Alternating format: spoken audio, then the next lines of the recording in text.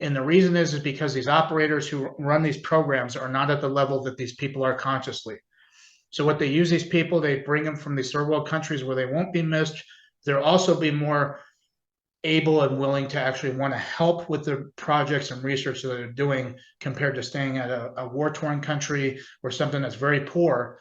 They want the better lifestyle, so they usually most of the time will side with this organization. They're very well taken care of.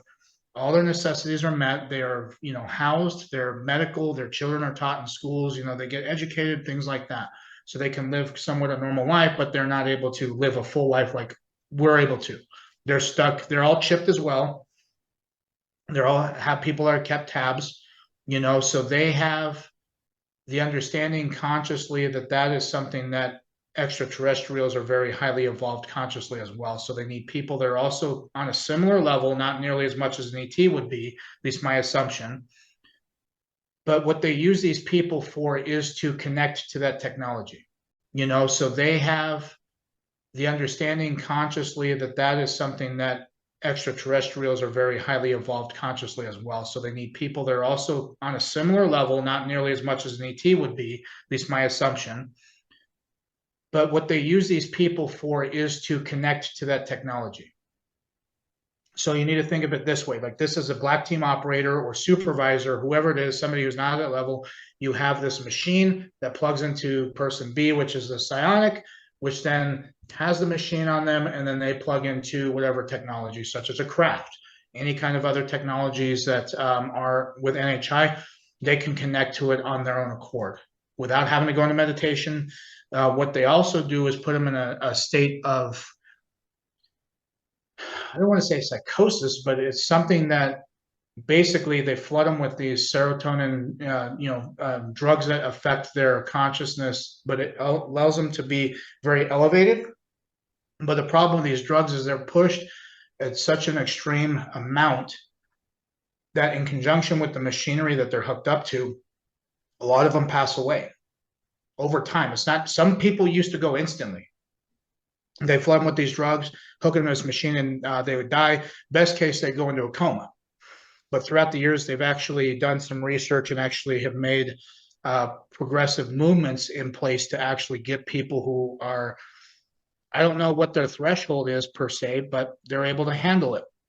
So essentially what they also use these people for is they will take them out to a site. I've seen one of the sites that they go to, and I was taken to this black site, and they have very advanced EMP scalar longitudinal weapon systems that they deploy to the surface because this is an underground facility. And what they end up doing is there's a couple functions. One, they rack test weapon technologies at these places, radar cross-section technologies, as well as propulsion systems. They also rack test to these facilities. But what they also do is they get these P3s, put them up to the surface, and they have them over time make contact and literally summon extraterrestrial technologies or NHI craft that can fully materialize, or they can, what these guys told me, because they see this happen a couple times a year, 2 to 3 times a year, they're shooting down ET craft at this location. And they say in our spectrum, just our normal sight, they look like orbs. When you have thermal or you have night vision goggles, you can actually see the full shape of these craft. You can see what. Why do the NHIs keep on coming if they keep on getting shot down? So they actually have these P3s that are building rapport with them. Like they don't shoot them down instantly. This happens where they build up their trust and everything over time. And these P3s don't know that there's this other group out there with these weapons, by the way. They just think that they're coming out. I don't know the specifics. I do know that some of the similar containers that I saw, they still use those. They still bring them up to the surface and truck them to wherever they need to be trucked to at these secured areas, and that's when they make contact.